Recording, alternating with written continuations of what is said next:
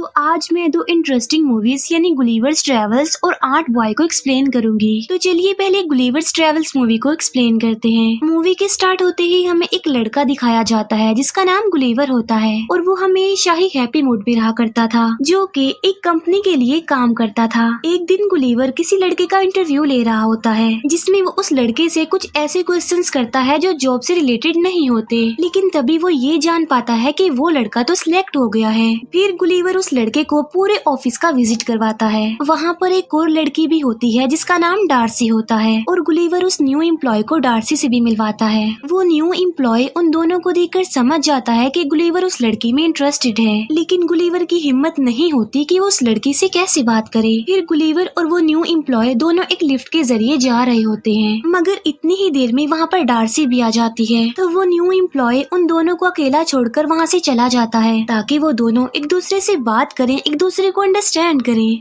Next day हम Gulliver को देखते हैं जो कि ऑफिस में एंजॉय कर रहा होता है, लेकिन इतनी ही देर में वहाँ पर वो न्यू एम्प्लॉय आ जाता है जो गुलिवर को बताता है कि क्या तुम जानते हो कि मेरी प्रमोशन हो गई है और अब से मैं तुम्हारा बॉस हूँ। फिर वो न्यू एम्प्लॉय गुलिवर को ये भी कहता है कि तुम्हारी नेचर ही है जिसकी वजह से अभी तक तुम्हें कोई प्रमोशन नहीं मिली, इसीलिए तुम्हें अपनी नेचर को चेंज करना चाहिए, क्योंकि तुम्हारी नेचर की वजह से ही डार्सी भी अभी तक तुम में इंटरेस्टेड नहीं हुई। ये बातें सुनकर गुलिवर थोड़ा अपसेट हो जाता है और इसके बाद वो डार्सी के ऑफिस में जाता है। वहाँ जाकर वो एक फॉर्म उठा लेता है जो कि ट्रैवलिंग का फॉर्म था। डार्सी उससे पूछती है कि क्या तुम्हारा ट्रैवल में कोई इंटरेस्ट है, जिस पर गुलिवर कहता है कि यस, बहुत ज्यादा। वो बताता है कि मैं न्यूयॉर्क, इंग्लैंड, इवन इंडिया भी घूम कर आया हूँ। ये सुनकर डार्सी खुश हो जाती है और वो गुलिवर को कहती है कि फिर तो तुम्हें जरूर कुछ न कुछ लिखना चाहिए उन जगहों के बारे में जहाँ पर तुम घूम कर आए हो। लेकिन गुलिवर जब कुछ लिखने लगता है तब उसे कुछ भी नहीं याद आ रहा होता कि उसे लिखना क्या चाहिए, क्योंकि डार्सी को इम्प्रेस करने के लिए गुलिवर ने उसके साथ झूठ बोला था, जबकि वो तो कहीं पर भी नहीं गया था।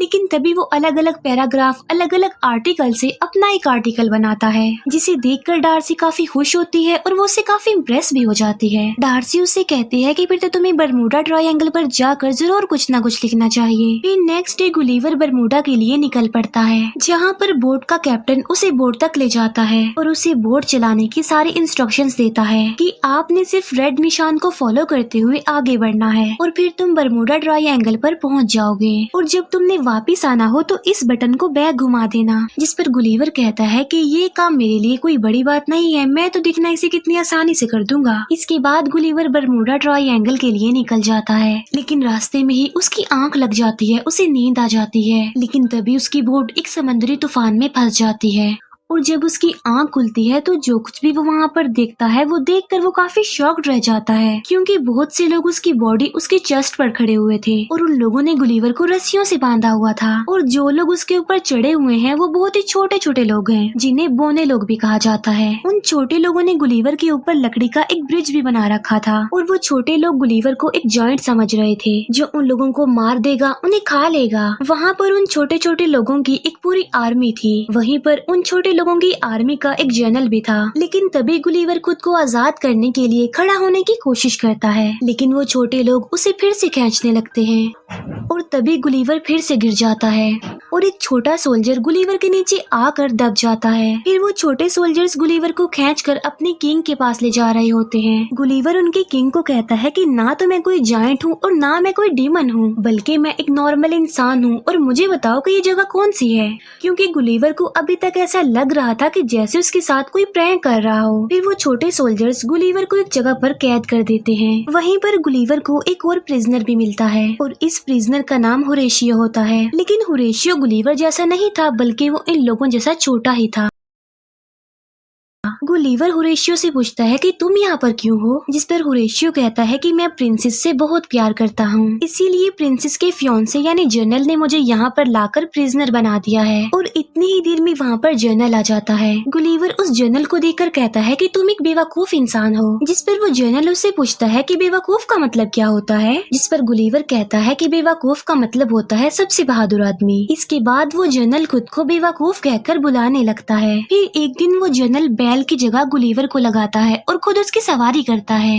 लेकिन तभी उनकी किंगडम पर दुश्मन की किंगडम अटैक कर देती है और पूरे पैलेस में आग लगा दी जाती है। और तो और प्रिंसेस को भी किडनैप करने की कोशिश की जाती है। लेकिन तभी वहाँ पर गुलीवर आकर प्रिंसेस को बचा लेता है। लेकिन पूरे पैलेस में अब आग लग चुकी थी और डर की वजह से लोग पैनिक कर जाते हैं, इधर उधर भागने लगते हैं और वहाँ पर लोगों की हलचल मच जाती है। तब गुलीवर उनसे कहता है कि सुनो, इसमें कोई टेंशन वाली बात नहीं है, आग मैं बुझा दूंगा। और फिर गुलीवर वहाँ पर लगी सारी आग बुझा देता है।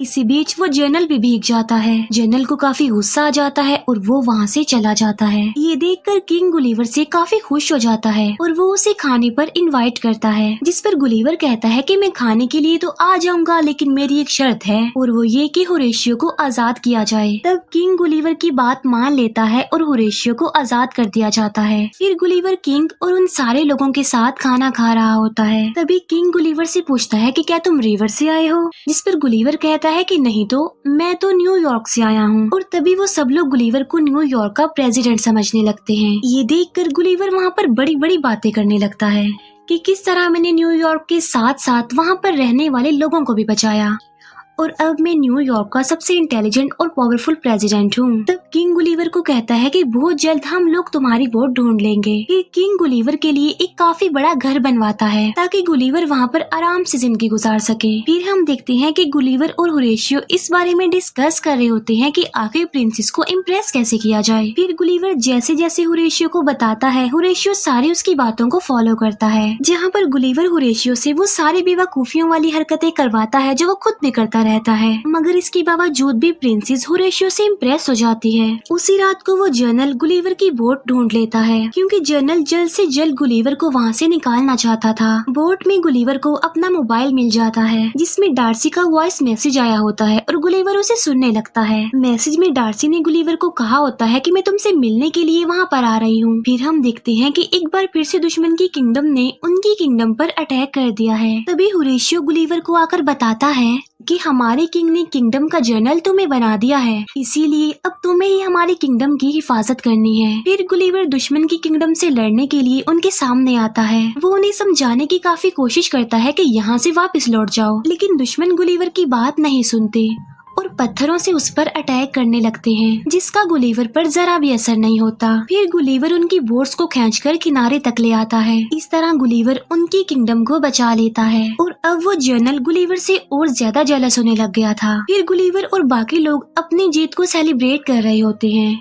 वहाँ पर गुलीवर को एक हीरो बना दिया जाता है और तो और उसे बहुत सारी सर्विसेज भी प्रोवाइड की जाती हैं। प्रिंसेस जनरल से अपनी एंगेजमेंट तोड़ देती है, जिसकी वजह से जनरल को काफी गुस्सा आ जाता है और वो दुश्मनों के किंग के पास चला जाता है। जनरल ने गुलीवर की बोर्ड से वो मैगजीन चुरा ली थी जिसमें रोबोट बनने का सारा मेथड लिखा हुआ था। तब वो जनरल रोबोट बनकर गुलीवर के सामने आ जाता है। गुलीवर जब उस रोबोट को देखता है तो वो काफी डर जाता है और रोबोट उसे हवा में उछालकर फेंकने लगता है और सबको गुलीवर की रियलिटी पता चल जाती है और वो सबको बताता है कि मैंने जो कुछ भी कहा, जो जो बड़ी बड़ी बातें की, वो सारी झूठ थी।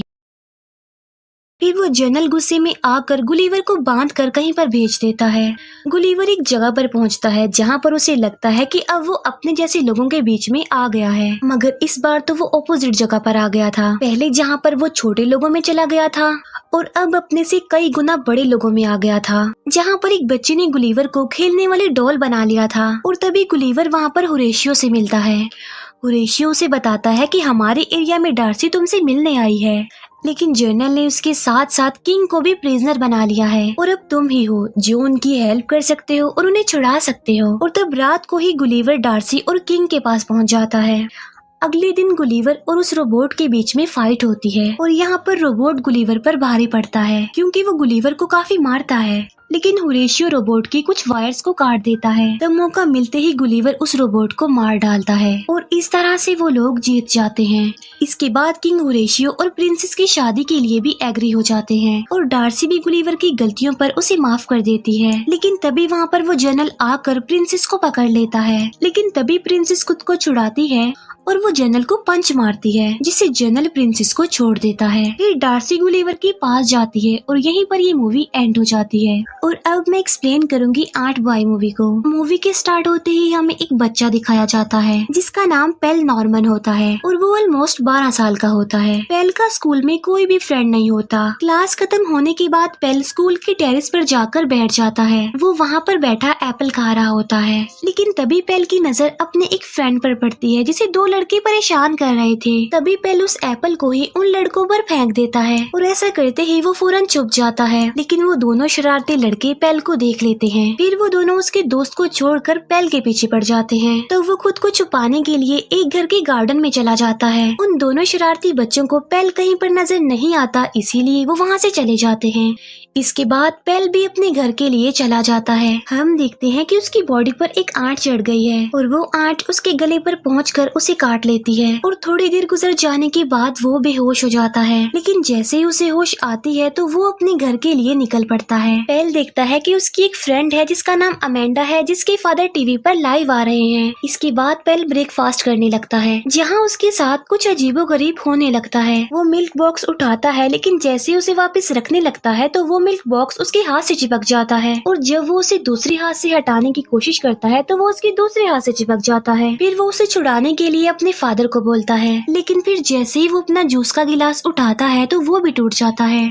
फिर पेल अपने स्कूल में चला जाता है। स्कूल में जाकर पेल अपने एक फ्रेंड से टकरा जाता है। फिर वो क्लास में जाने के लिए दरवाजे को खोलने की कोशिश करता है, लेकिन दरवाजा बजाय खुलने के टूटकर उसके हाथों में ही आ जाता है। यहाँ पर ये बात तो क्लियर हो जाती है कि चीजें उसके हाथों से चिपक रही थी और वहीं पर पेल का फ्रेंड खड़ा हुआ ये सब कुछ देख पा रहा था, इसीलिए उसे पेल पर शक होने लगता है कि वो किसी पावर्स का मालिक है। फिर पेल स्पोर्ट्स की क्लास के लिए बाकी स्टूडेंट्स के साथ बैठा होता है। वहीं पर उसका फ्रेंड भी होता है जो उस पर नजर रख रहा था और तभी टीचर सबसे पहले पेल को बुलाता है और उन बच्चों को कोई न्यू गेम सिखाने के लिए वो पहला टेस्ट पेल के साथ ही करता है। जैसे ही टीचर पेल पर अटैक करता है तो पेल जाकर नीचे गिर जाता है। फिर टीचर उसे दोबारा से उठने को बोलता है और तब पेल एक बार फिर से गिर जाता है और अब तीसरी बार पेल फिर से रेडी हो जाता है।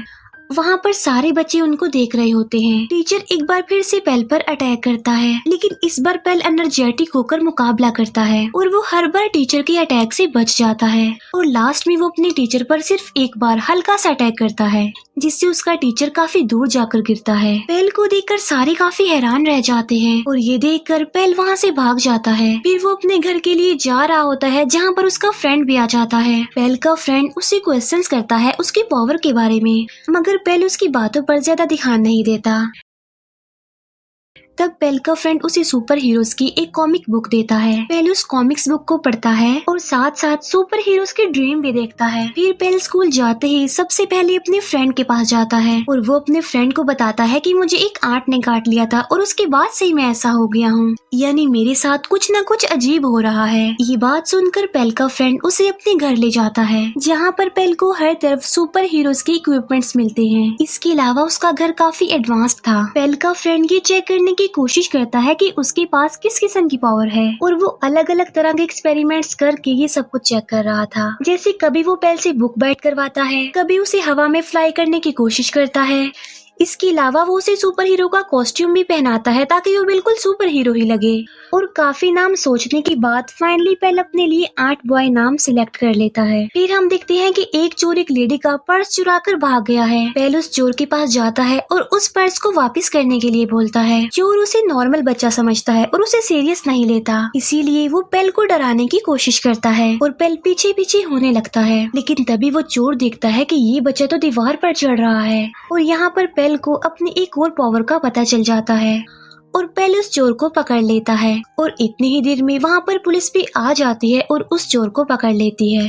तब ये सारी बात पेल अपने फ्रेंड को भी बताता है और साथ साथ वो उसे ये भी बताता है कि मैं दीवार पर भी चढ़ पाया। लेकिन जब वो अपने फ्रेंड को प्रैक्टिकल करके दिखाता है तब उसे नहीं हो पाता। पेल को अपने पावर्स के साथ साथ अपने वीक पॉइंट का भी पता चल गया था और वो ये कि अगर वो ज्यादा देर तक मीठा नहीं खाएगा तो उसकी पावर्स कमजोर हो जाएगी। फिर पेल अपनी पावर्स का इस्तेमाल करते हुए लोगों की हेल्प करने लग गया और देखते ही देखते वो 8 बॉय के नाम से फेमस हो गया और बच्चे भी 8 बॉय को फॉलो करने लगे। बच्चे 8 बॉय के फैन हो गए और उस जैसा दिखने के लिए सेम उसके जैसा ही कॉस्ट्यूम पहनने लगे। फिर एक दिन पेल की फ्रेंड अमेंडा जब अपने रूम में होती है तब वहाँ पर एक आदमी आता है जिसने अजीब से कपड़े पहने होते हैं। वो आदमी अमेंडा को किडनैप करके ले जाता है। यहाँ पर हम इस आदमी का नाम जान पाते हैं और इसका नाम फ्ली होता है। फिर अगले दिन हम देखते हैं कि एक बच्चा स्कूल की छत से लटका हुआ है, जिसे देखकर एंट बॉय उसे बचाने के लिए जाता है। और जब एंट बॉय उसके पास पहुंचता है तो वो दिखता है कि ये कोई बच्चा नहीं बल्कि सिर्फ एक डॉल है जिसे वहाँ पर अमेंडा की सिस्टर ने रखा था एंट बॉय को वहाँ पर बुलाने के लिए, ताकि वो एंट बॉय की हेल्प लेकर अमेंडा को वापस ला सके। अमेंडा की सिस्टर एंट बॉय यानी पेल को बताती है कि कोई फ्ली नाम का आदमी मेरी सिस्टर अमेंडा को किडनैप करके ले गया है। वो आदमी काफी अजीब दिखता है और उसके कपड़े भी काफी अजीब थे और वो कोई नॉर्मल इंसान तो नहीं था क्योंकि वो उड़ पा रहा था। वो बताती है कि मेरे फादर एक वैक्सीन रिसर्च कंपनी में काम करते हैं। उस आदमी ने हमसे $20 मिलियन की डिमांड की है और साथ में ये भी कहा है कि मेरे फादर वहाँ से जॉब भी छोड़ दें। तब एंट बॉय अमेंडा को छुड़वाने के लिए रेडी हो जाता है, लेकिन जाने से पहले वो लोग पेल के फ्रेंड के घर पर आते हैं। अमेंडा की सिस्टर को वहाँ पर देखकर पेल का फ्रेंड उस पर गुस्सा करता है और उससे कहता है कि तुम्हें क्या जरूरत थी उसे यहाँ पर लाने की। फिर एंट बॉय अमेंडा को स्मेल करते हुए एक घर के पास पहुँच जाता है। उस जगह को देखकर पेल काफी हैरान रह जाता है क्योंकि ये वही जगह थी जहाँ पर उस एंट ने पेल को काट लिया था। इसके बाद एंट बॉय घर के अंदर चला जाता है। अंदर जाकर वो देखता है कि वहाँ पर बहुत सारी ग्लास बॉक्स पड़े हुए हैं जिनके अंदर बहुत सारे इंसेक्ट्स को कैद किया गया है। वहीं पर अमेंडा को भी एक ग्लास बॉक्स में कैद करके रखा गया था। एंट बॉय अमेंडा को वहाँ से निकालने का सोच ही रहा होता है कि तभी वहाँ पर फ्ली आ जाता है और फ्ली एंट बॉय को भी एक ग्लास बॉक्स में कैद कर देता है। और यहाँ पर फ्ली एंट बॉय को एक बात बताता है। वो बताता है कि अमेंडा के फादर की कंपनी में मैं एक एम्प्लॉय था जहाँ पर मैं एड्स पर रिसर्च करता था, लेकिन एक दिन फिर कंपनी ने मुझे बगैर कोई बात किए ही निकाल दिया और उसे इन्फॉर्म भी नहीं किया कि उसे क्यों निकाला जा रहा है। और इसी दौरान टेंशन लेने की वजह से मेरी मदर की भी डेथ हो गई। वो कहता है कि तभी के बाद से मैंने सोच लिया था कि मैं अमेंडा के फादर से बदला लूंगा क्योंकि अमेंडा के फादर ही उस कंपनी के ऑनर हैं। और तब से मैंने बहुत सारे इंसेक्ट्स पर भी एक्सपेरिमेंट्स करके अपनी पावर्स को बढ़ा लिया है ताकि मैं अपना रिवेंज ले सकूं। और जिस एंट ने तुम्हें काटा था वो मेरी ही एंट थी जिस पर मैंने अपना आखिरी एक्सपेरिमेंट किया था और उस एंट के काटने की वजह से ही आज तुम इन पावर्स के मालिक हो और ये हमारी आपस की लड़ाई है, इसीलिए तुम हमारे बीच में मत आओ क्योंकि यही तुम्हारे लिए बेहतर होगा। और ये लोग तुम्हें नहीं बल्कि तुम्हारी पावर्स को पसंद करते हैं, यानी ये लोग पेल को नहीं बल्कि एंट बॉय को पसंद करते हैं क्योंकि पेल एक कमजोर बच्चा है जबकि एंट बॉय पावर्स का मालिक है। ये बातें सुनकर पेल को अपना पास्ट याद आ जाता है और तब वो डिसाइड करता है कि वो एंट बॉय नहीं बल्कि पेल बनकर ही जिंदगी गुजारेगा। फिर एक दिन पेल अपनी क्लास में होता है। वहाँ पर फ्ली आ जाता है जो पेल के फ्रेंड को पकड़ लेता है। तब उसे बचाने के लिए पेल फिर से एंट बॉय बन जाता है। अब क्योंकि पेल ने काफी देर से मीठा नहीं खाया था तो इसीलिए वो कमजोर हो गया था, यानी उसकी पावर्स अब काम नहीं कर रही थी। फिर फ्ली पेल के फ्रेंड को लेकर उसके सामने आ जाता है, लेकिन जैसे ही पेल एक ड्रिंक पीता है तो उसकी पावर्स वापस आ जाती हैं। लेकिन तब तक फ्ली पेल के फ्रेंड को लेकर जा चुका था। तब एंट बॉय अपने फ्रेंड का मिरर इस्तेमाल करते हुए एक जंगल तक पहुंच जाता है जहां पर उसे अपना फ्रेंड एक ट्री के साथ बंधा हुआ मिलता है। और जैसे ही एंट बॉय उन रस्सियों से अपने फ्रेंड को आजाद करता है तभी वहाँ पर फ्ली आ जाता है और एंट बॉय और फ्ली की लड़ाई हो जाती है। इसी दौरान पेल का फ्रेंड पुलिस को भी कॉल कर देता है। फिर वो लोग फ्ली के पीछे लगे एक पाइप को निकाल देते हैं जिससे खून बहने लगता है और फ्ली भी अब कमजोर होने लगता है, जहाँ पर एंट बॉय उसे बहुत ज्यादा मारता है और उसे उठाकर दूर फेंकता है। लेकिन फ्ली अब उठ नहीं पाता और तभी वहाँ पर पुलिस आ जाती है जो फ्ली को पकड़ लेती है और उसे अरेस्ट करके ले जाया जाता है। इसके बाद पेल डिसाइड करता है कि वो एंट बॉय बनकर ही रहेगा और लोगों की हेल्प करेगा। और इसके साथ ही एंट बॉय मूवी भी यहाँ पर एंड हो जाती है। Thank you for watching.